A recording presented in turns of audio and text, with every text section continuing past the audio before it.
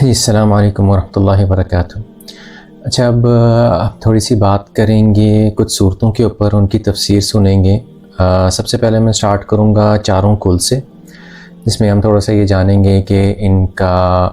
جب یہ نازل ہوئی تھی تو اس ٹائم کیا سٹوری تھی، یہ صورتیں کیا ہیں، ان کا ترجمہ کیا ہے، اور پھر مفسرین ان صورتوں کے بارے میں کیا کہتے ہیں۔ مقصد یہ ہے کہ بہت سارے لوگ، عموماً لوگوں کو صرف آتی ہی یہی صورتیں ہیں، یا نعتینہ آتی ہے یا سورہ عصر آتی ہے، اس کے علاوہ لوگوں کو صورتیں آتی نہیں ہیں، تو نماز میں پھر زیادہ تر لوگ یہی صورتیں پڑھتے ہیں۔ تو مقصد یہ ہے کہ ایٹ لیسٹ جو پڑھ رہے ہیں وہ پتہ ہو کہ کیا پڑھ رہے ہیں۔ اس میں پہلے سورہ فاتحہ بھی آتی ہے، لیکن اس کے بعد جو ہم یہ پڑھتے ہیں تو ہم سٹارٹ یہاں سے کریں گے، پھر بعد میں فاتحہ پہ جائیں گے،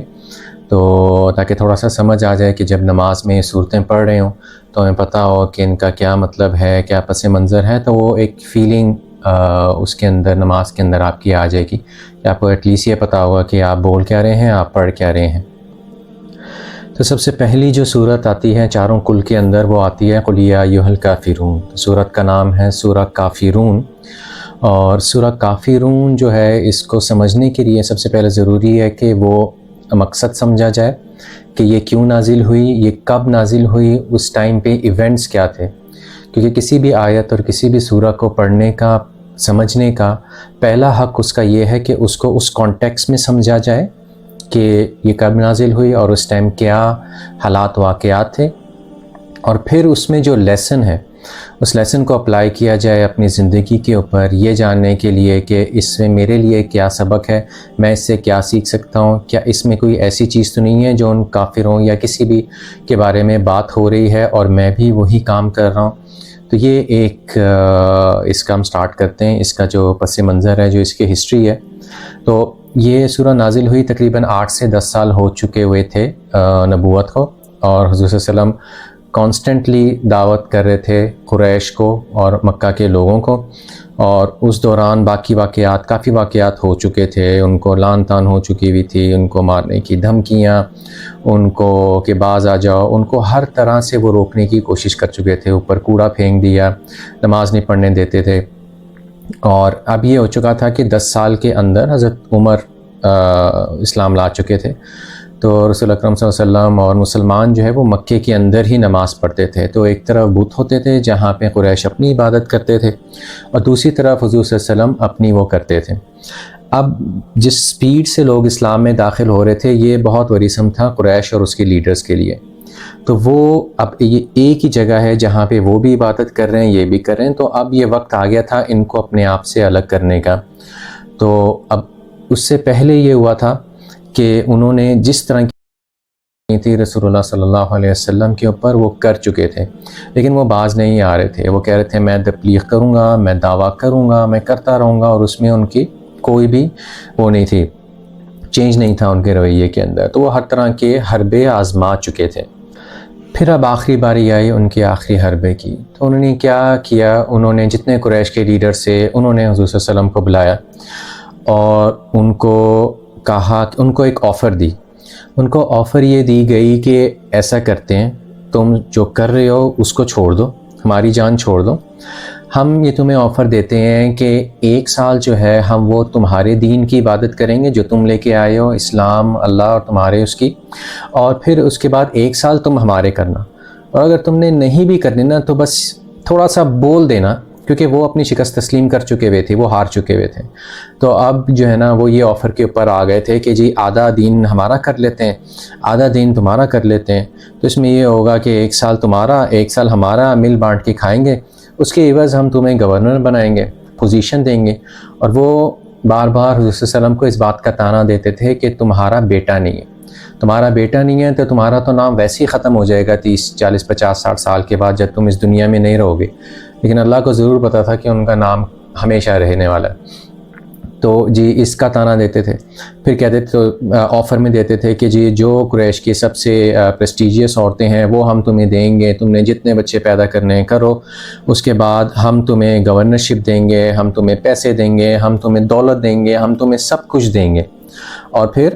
یہ سب لالچ دے کے انہوں نے حضور صلی اللہ علیہ وسلم کو یہ آفر کی۔ تو پھر یہ صورت اس کے جواب میں آئی تھی کہ اب اللہ کو اتنا غصہ آ چکا تھا ان کے اوپر کہ اب انہوں نے یہ آیت نازل کی، اور غصے کا تقاضا اس چیز سے ہوتا ہے کہ یہ صورت شروع ہی ہوتی ہے قل، کہ کہہ دو ان سے۔ تو اب عام روٹین کے اندر یہ ہوتا ہے کہ جب باپ یا بچہ کسی سے بھی ناراض ہوتا ہے تو وہ کبھی بھی اس سے ڈائریکٹ بات نہیں کرتا، وہ ماں کو یا کسی اور کو کہتا ہے جاؤ اس کو کہہ دو جا کے۔ تو یہ ٹون اس صورت کے اندر اللہ نے اپنائی ہے ان کو یہ بتانے کے لیے کہ حضور صلی اللہ علیہ وسلم سے مخاطب ہو کے کہہ رہے ہیں جاؤ کہہ دو، یعنی اللہ نے ان کو اس قابل بھی نہیں سمجھا کہ ان سے ڈائریکٹ مخاطب ہو، کیونکہ اس سے پچھلی جتنی صورتیں ہیں وہاں پہ ان سے ڈائریکٹ بات کی جاتی ہے کہ یا ایھا الذین کفروا، کفر کرنے والوں، شرک کرنے والوں، یہ والوں، اس طرح کر کے بات کی ہے۔ اور اس میں سیدھا سیدھا اللہ نے قل یا ایھا الکافرون کی بات کی ہے،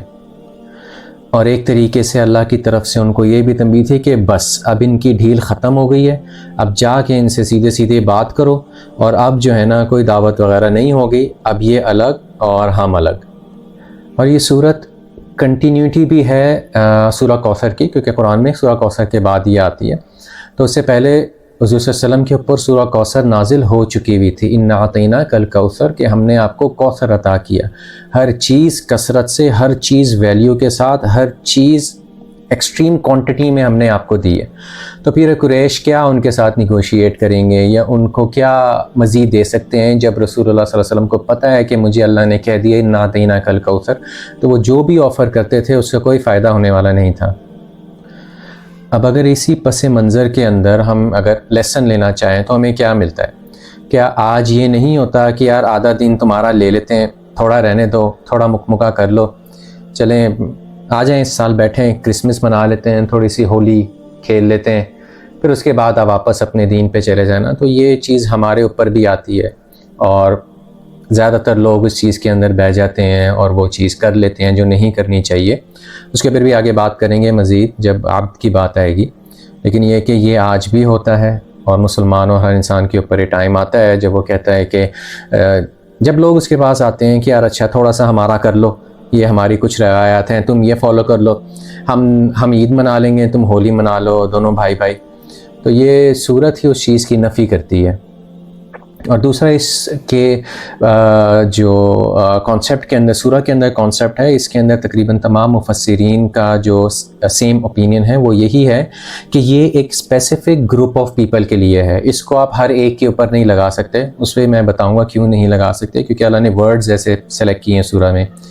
تو مطلب یہ بہت سارے علماء، بہت سارے لوگ کسی سے بھی بات کر رہے ہیں کافر، اور اس کو سورہ کافرون سنا کے اس کے اوپر یہ اپلائی کر دیتے ہیں، حالانکہ اللہ نے یہ اسپیسیفک ہر تفسیر کے اندر لکھا ہوا ہے کہ یہ سورہ جنرل نہیں ہے، یہ کچھ اسپیسیفک لوگوں کے لیے ہے اور ان کے اوپر یہ اپلائی ہوتی ہے۔ تو آپ یہ فتویٰ ہر ایک کے اوپر نہیں لگا سکتے، جس نے آپ کی بات نہیں مانی آپ اس کو سورہ کافرون سنا کے کہتے ہیں چلو بیٹا تم تو جو ہے نا کافر ہو آج سے۔ اچھا، اب یہ صورت شروع ہوتی ہے قل یا ایھا الکافرون، قل کہیں اے نبی، کہیں ان سے یا ایھا الکافرون، اے کافرون۔ اب اس میں جو الکافرون کا لفظ یوز ہوا ہے نا، الکافرون یہ ڈینوٹ کرتا ہے کہ یہ ایک اسپیسیفک گروپ آف لوگوں کے لیے ہے، یہ ہر ایک کے لیے نہیں ہے، ان لوگوں کے لیے وہ جو آفر لے کے آئے تھے، اور آفر لے کے آئے تھے ایک سال تمہارا دین ہو جائے گا، ایک سال ہمارا دین ہو جائے گا، تم بھی خوش رہو گے، ہم بھی خوش رہیں گے۔ اب جب اللہ نے ان کو کہا ہے نا قل یا ایھا الکافرون، یا ایھا الکافرون جو ہے نا، ان اسپیسیفک لوگوں کو اب اللہ نے ان کو کافر کی وہ دے دی ہے، اور یہ حق صرف اور صرف اللہ کا ہے کسی کو کافر کہنے کا، کیونکہ باقی جگہ اگر آپ قرآن میں پڑھیں تو وہاں پہ کہا جاتا ہے کہ یا ایھا الذین کفروا، یہ لوگوں جنہوں نے کفر کیا، یا ایھا الذین کفروا، یا کچھ چیزیں بتائی جاتی ہیں اور کہتے ہیں ہم الکافرون، وہ کافروں میں سے ہو گئے کیونکہ انہوں نے بات نہیں مانی۔ اب کافر کا لفظی مطلب کیا ہے؟ اب عربی میں جو کفر کا لفظ ہے، کفر کہتے ہیں 3-4 اس کے معنی ہیں۔ ایک ہوتا ہے جھٹلانے کو، جو کامنلی یوز ہوتا ہے، پھر یہ ہوتا ہے دفنانے کو بھی کفر کہتے ہیں، اور پھر جو انگریٹفل، اگر آپ کسی نے آپ کے اوپر احسان کیا ہے اور آپ اس کا شکر نہیں کرتے، ناشکری کو بھی کفر کہتے ہیں۔ اب یہ لوگ وہ تھے جن کو اللہ نے زمزم دیا اور انہوں نے اس کی ناشکری کر رہے ہیں، یہ لوگ وہ تھے جن کو اصحاب فیل سے اللہ نے بچایا، پھر بھی یہ ناشکری کر رہے تھے۔ حق کو، سچ کو یہ لوگ دباتے ہیں۔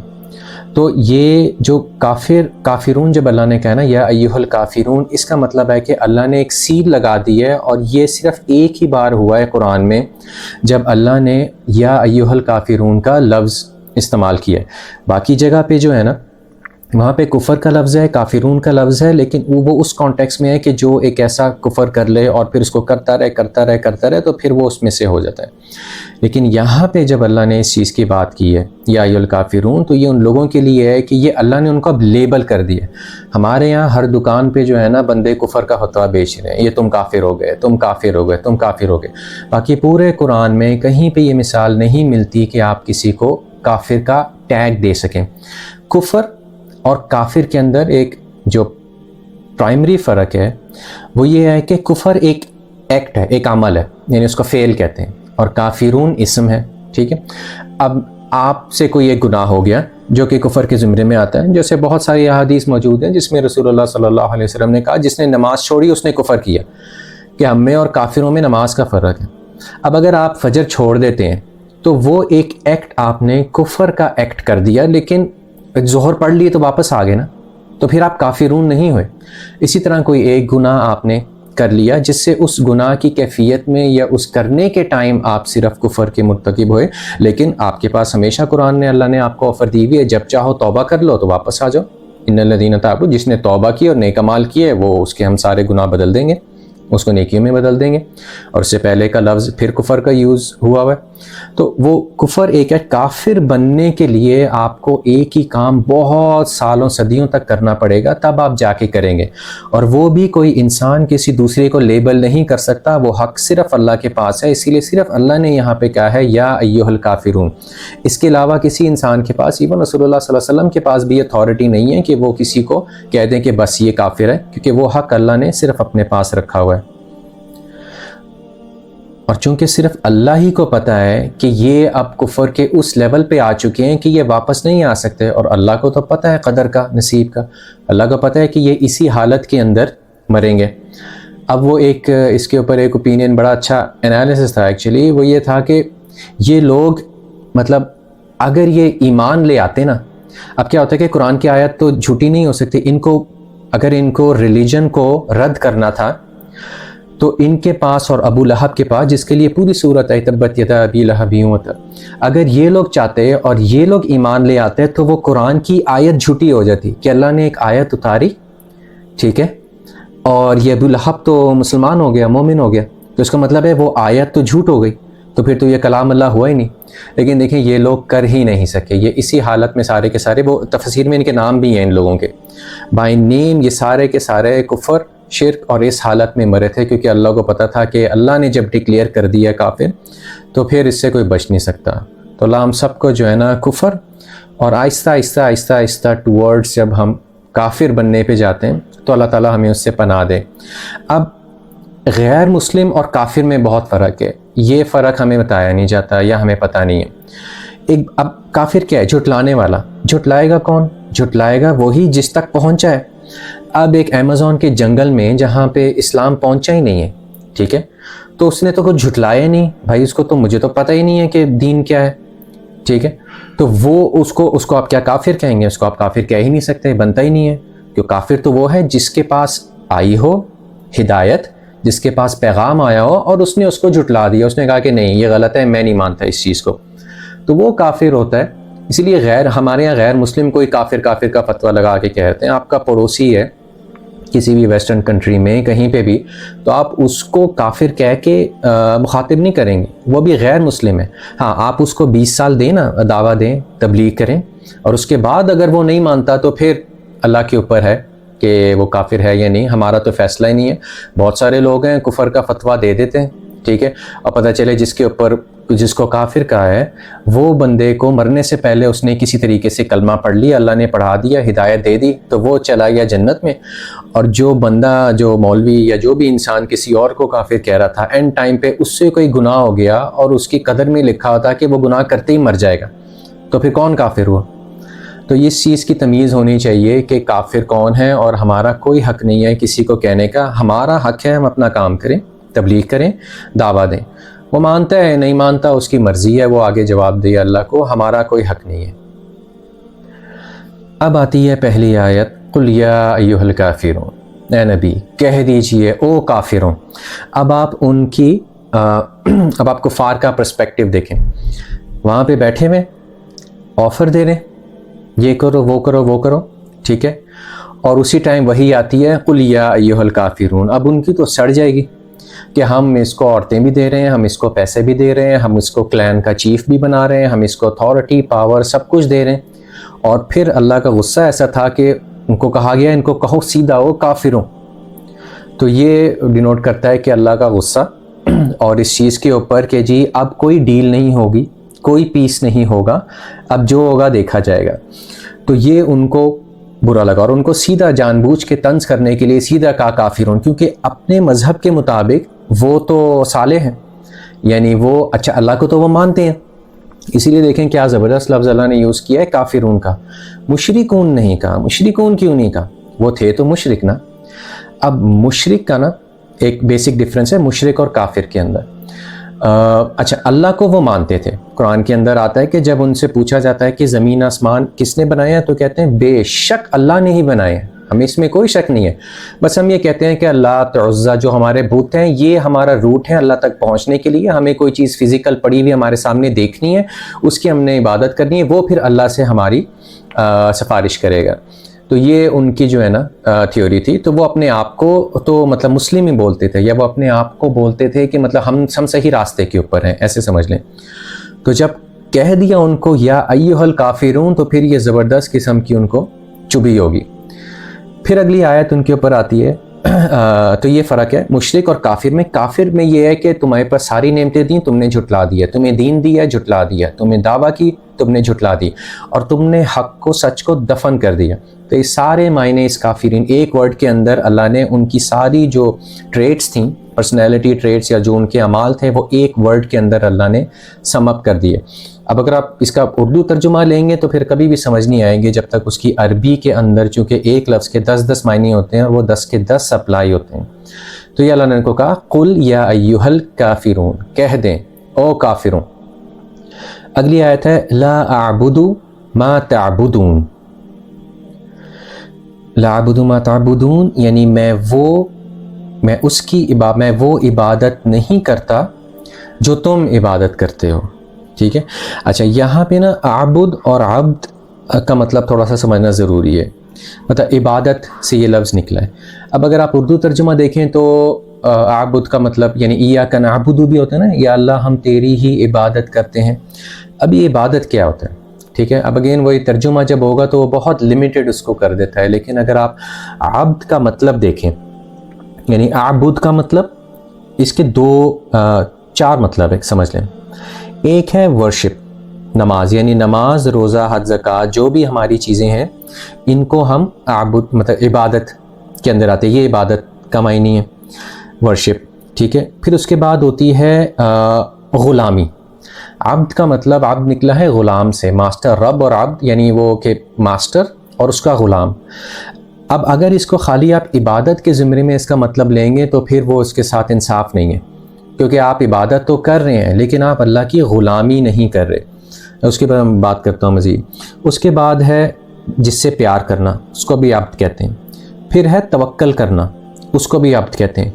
یعنی ایک خدا جس کی میں نے عبادت بھی کرنی ہے،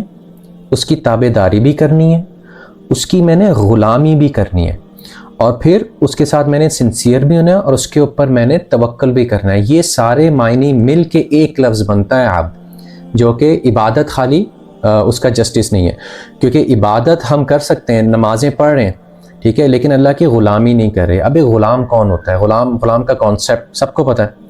غلام کے پاس یہ حق نہیں ہوتا کہ وہ نیگوشیٹ کرے، یہ نماز ایسی کیوں ہے ویسی کیوں نہیں ہے۔ یہ غلام کا حق ہی نہیں ہے کہ وہ مالک سے پوچھے یہ چیزیں ایسے کیوں ہیں، میں یہ کیوں نہیں کر سکتا، میں 15 شادیاں کیوں نہیں کر سکتا، خالی 4 کیوں کروں، یا میں جو ہے وہ فجر کی نماز نہیں پڑھ سکتا، ابھی میرے لیے بہت مشکل ہے، میں ظہر سے سٹارٹ کر سکتا ہوں اور پھر میں عشاء بھی نہیں پڑھ سکتا۔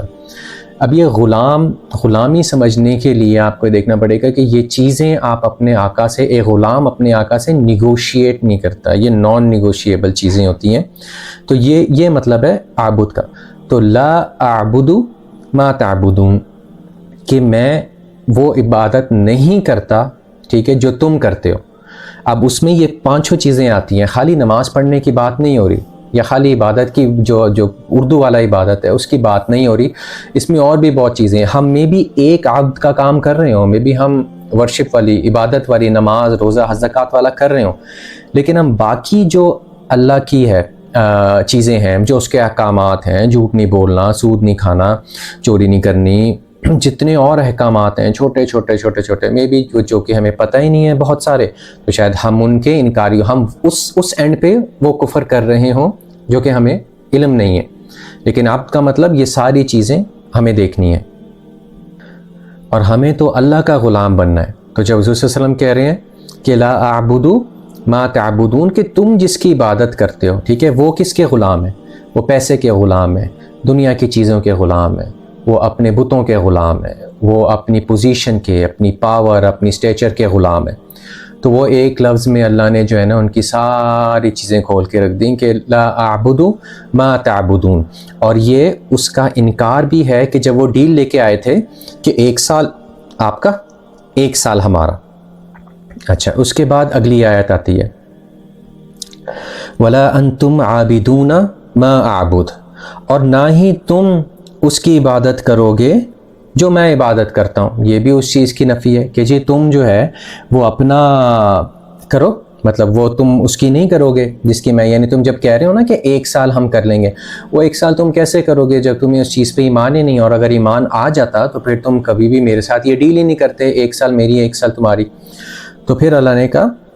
لا اعبد ما تعبدون ولا انتم عابدون ما اعبد، ٹھیک ہے. اس کے بعد اگلی آیت ہے اور پھر دوبارہ کہا ولا انا عابد ما عبدتم، اور میں کبھی بھی اس چیز کی عبادت نہیں کروں گا جس کی تم عبادت کرتے ہو. اب اس میں ایک جو اس والی آیت کے اندر جب عبدتم کی، اور جب رسول صلی اللہ علیہ وسلم نے اپنی بات کی ہے جب اللہ کے تھرو ہی، تو عبدتم مطلب پاسٹ ٹینس یوز کیا گیا ہے. پاسٹ ٹینس کے مطلب اللہ نے ایک اور میسیج دیا ہے رسول صلی اللہ علیہ وسلم کے تھرو کہ جب اسلام نہیں آیا تھا نا، وحی نہیں آئی تھی، کیونکہ رسول صلی اللہ علیہ وسلم نے کبھی شرک نہیں کیا، ایون بچپن سے لے کے جب تک ان کے اوپر وحی نہیں آئی تھی. تو یہ اس بات کی طرف بھی اشارہ کرتی ہے کہ میں نے کبھی کیا ہی نہیں. جب تم لوگ کرتے ہوتے تھے یہاں پہ، میں تو غار حرا میں ہوتا تھا، تو میں نے تب نہیں کیا، ٹھیک ہے، جب میرے پاس ہدایت نہیں تھی. اور آج جب میرے پاس ہدایت آ گئی ہے تو تم مجھے کہہ رہے ہو کہ جی 1 سال تمہارا، 1 سال پھر تم لات اور عزہ کی عبادت کرو. تو میں نے تب نہیں کی تو میں اب کیوں کروں گا؟ اور پھر اگلی آیت آتی ہے وَلَا أَنْتُمْ عَابِدُونَ مَا أَعْبُدُ، اور نہ ہی تم کبھی وہ عبادت کرو گے جو میں عبادت کرتا ہوں، جس کی میں عبادت کرتا ہوں. اچھا، اس میں جتنی بھی آیت ہے نا، اس میں جو لفظ یوز ہوئے نا ما عبود، ماں کہتے ہیں جو ماں کو، یعنی میم الف، جو تم عبادت کرتے ہو. اچھا، جس کی مطلب ورنہ ہوتا نا تو ورڈ ہوتا من، اگر اللہ کی طرف وہ ہوتی نا صرف ایک اس لائن کی بات، تو اس میں ہمیشہ یہ ورڈ یوز ہوتا ہے من، کہ تم جس شخص یعنی جس پرسن کی طرف اشارہ. اب یہاں پہ جب ماں کا لفظ یوز کیا گیا ہے، اس کا مطلب یہ ہے کہ اس میں اللہ بھی شامل ہے، اس کے علاوہ بھی جو بھی تم عبد کر، جن چیزوں کی تم غلامی کرتے ہو، لوگوں سے کرواتے ہو، وہ سب ایک ہی لفظ کے اندر اللہ نے ڈال دیا. تو یہ پھر اس کے بعد پھر دوبارہ وَلَا أَنْتُمْ عَابِدُونَ مَا أَعْبُدُ، نہ ہی تم اس کی عبادت کرو گے جس کی میں کرتا ہوں کبھی بھی. اور پھر آخری آیت ہے لَكُمْ دِينُكُمْ وَلِيَ دِينِ، کہ تمہارا دین تمہارا، میرا دین میرا. اب یہ نا ہم لوگ زیادہ تر یہ لائن بہت یوز ہوتی ہے کہ جی جو آپ کی دین میں بات نہیں مار رہا، آپ سے اختلاف کرتا ہے نا، آپ سیدھا اس کے منہ پہ کہتے ہیں لکم دینکم ولی دین، بس ٹھیک ہے جی میرا کام ہو گیا، میں نے ایک بار آپ کو دعوت دی، آپ نے نہیں سنی، اب تمہارا دین تمہارا، میرا دین میرا، میں اپنی جان چھڑا کے بھاگ جاؤں. تو یہ بالکل غلط ہے. یہ آیت ایک اسپیسیفک لوگوں کے اوپر تھی، اس کو جنرلائز کر کے آپ ہر انسان کے اوپر نہیں لگا سکتے. اور پھر اس کا مطلب بھی اگر دیکھ لیں کہ تمہارا دین تمہارے لیے، میرا دین میرے لیے. اب دین کے کیا معنی ہے وہ بھی سمجھ لیں. دین جو ہے نا، یہ اس کا جو روٹ ورڈ ہے وہ دائن ہے، دائن دین. یہ اگر جس کو اکاؤنٹنگ پتہ ہے عربی میں، وہ ڈیبٹ کریڈٹ جیسے ہوتا ہے، اسی طرح دائن مدین ہوتا ہے. یہ دین بولتے ہیں ایکچولی لون کو. تو اسی لیے جب سورہ فاتح میں بھی ہے نا مالک یوم الدین، تو اللہ نے یہ کیوں نہیں کہا مالک یوم القیامہ؟ اس نے مالک یوم الدین کیوں کہا؟ کیونکہ قیامت اور دین دونوں کو ہی، اگر آپ مالک یوم الدین کا اگر ترجمہ سورہ فاتحہ میں دیکھیں تو یہ لکھا ہوتا ہے نا قیامت کے دن کا مالک، لیکن اگر اس کے گہرائی میں جائیں تو دین کا مطلب یہ ہوتا ہے کس کا کیا لین دین، سنا ہوگا آپ نے لین دین، تو اس دن کا اللہ مالک ہے جس دن سب کا لین دین ہوگا، سب کا حساب کتاب ہوگا۔ تو اس ایک لفظ سے اللہ نے 2-3 طریقے سے ان کو میسج پہنچایا ہے۔ پہلا یہ کہ تمہارا دین، جیسے ان الدین عند اللہ اسلام، ہمارا اسلام دین ہے، تو ہمارا دین اسلام ہے، تمہارا دین جو بھی تم اس کو کہتے ہو وہ کرتے رہو۔ اور پھر اسی لائن کا یہ بھی مطلب ہے کہ لکم دینکم، تو تمہارا جو حساب کتاب ہونا ہے نا اس دن وہ پھر تمہارا ہی ہے، اور میرا جو حساب کتاب ہونا ہے وہ میرا ہی ہے۔ تو یہ ایک ہی آیت کے اندر پھر ایک بہت ہی ہائی لیول کی اللہ نے مزید اس کو ڈیٹیل دے دی ہے کہ یہ اس طریقے سے اس آیت کا ان 2 طریقے سے مطلب لیا جا سکتا ہے۔ تو یہ اس سورہ کی تھوڑا سا ترجمہ تفسیر تھا۔ اب ایک بار جسٹ سمپلی ریکیپ کر لیتے ہیں۔ قُلْ يَا أَيُّهَا الْكَافِرُونَ، کہہ دیجئے او کافروں، لا اعبد ما تعبدون، میں اس کی عبادت نہیں کرتا جس کی تم عبادت کرتے ہو، ولا انتم عابدون ما اعبد، نہ تم اس کی عبادت کرو گے جس کی میں کرتا ہوں، ولا انا عابد ما عبدتم، اور نہ میں اس کی عبادت کروں گا جس کی تم کرتے ہو، ولا انتم عابدون ما اعبد، نہ تم اس کی اور تم کبھی اس کی عبادت نہیں کرو گے جس کی میں کرتا ہوں، لکم دینکم ولی دین، تمہارا دین تمہارے لیے، میرا دین میرے لیے۔ اب چونکہ سٹارٹ میں بتایا تھا نا میں نے 2 آفریں کی تھیں انہوں نے، 1 سال ہمارا 1 سال تمہارا، اسی لیے ایک ہی طرح کی آیت اللہ نے 2 بار ریپیٹ کیا ہے، یعنی 2 بار ان کو منع کیا ہے کہ یہ ہو ہی نہیں سکتا، تاکہ اب ان کے اندر کوئی وہ باقی نہ رہ جائے، ان کے اندر کوئی امید باقی نہ رہ جائے کہ شاید یہ ہو جائے، شاید یہ ایکسیپٹ کر لے۔ تو یہ وہ پھر سین تھا جس کے بعد انہوں نے کہا کہ اب ختم، اب بس اس کو قتل کر دو۔ اس نے قتل کا منصوبہ بنایا اور پھر اللہ نے حکم دیا کہ ہجرت کرو، اور پھر اس کے بعد ہجرت شروع ہوئی تھی، آئی تھنک 8-10 سال کے بعد تقریباً دعویٰ کے۔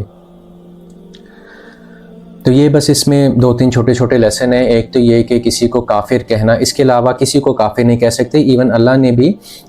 قیامت والے دن کی طرف نشانی دے کے باقی جگہ جو قرآن میں کافرون ہم الکافرون یا کافر یا الذین کفروا، تو یا تو چھوٹے چھوٹے کفر کی بات کی ہے کہ بھئی جس نے کر دی ہے وہ توبہ کر دے، اور پھر جہاں پہ کافرون کے لیے بات کی گئی ہے باقی قرآن میں بھی، وہ تبھی کی گئی ہے جب قیامت ہو چکی ہوئی ہے اور پھر اب عذاب کا ٹائم آ گیا، کیونکہ اس ٹائم حساب کتاب کے بعد تو لیبل ہو جائے گا نا۔ تو اگر آپ نے کسی کو کہنا بھی ہے نا تو ابھی رک جائیں، جب قیامت والے دن حساب ہو کے اللہ اس کو لیبل کرے گا نا کہ تم کافر ہو، اب تم جاؤ جہنم میں، ہاں تب آپ کہہ دینا بھائی، لیکن ابھی آپ کسی کو نہیں کہہ سکتے۔ تو پہلا لیسن یہ ہے۔ دوسرا لیسن یہ ہے کہ آپ پارشل اسلام کے اندر داخل نہیں ہو سکتے۔ یہ اس بات کی طرف مطلب یہ سورہ اس بات کی طرف اشارہ کرتی ہے اور اس بات کی طرف ہمیں لے کے جاتی ہے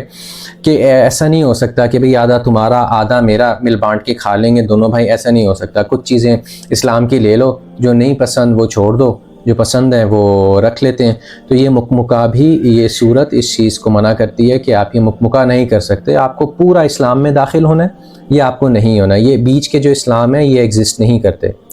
تو بس یہ تھی، اور امید ہے کہ تھوڑا سا کانسیپٹ کلیئر ہوا ہوگا۔ اب جب آپ یہ صورت اپنی نماز کے اندر پڑھیں گے تو امید ہے کہ آپ کو سمجھ آئے گی کہ آپ کیا پڑھ رہے ہیں، اس کا بیک گراؤنڈ سمجھ آئے گا، اور پھر خشوع حاصل کرنے میں آپ کو تھوڑی سی مدد ملے گی کہ جب یہ آپ پڑھ رہے ہوں گے قرآن میں، پیچھے آپ کے دماغ میں اس کا اردو ترجمہ اور تفسیر وہ سٹوری ہلکی ہلکی چل رہی ہوگی، تو پھر آپ کو نماز میں خشوع حاصل کرنے میں مدد ملے گی۔ السلام علیکم ورحمۃ اللہ وبرکاتہ۔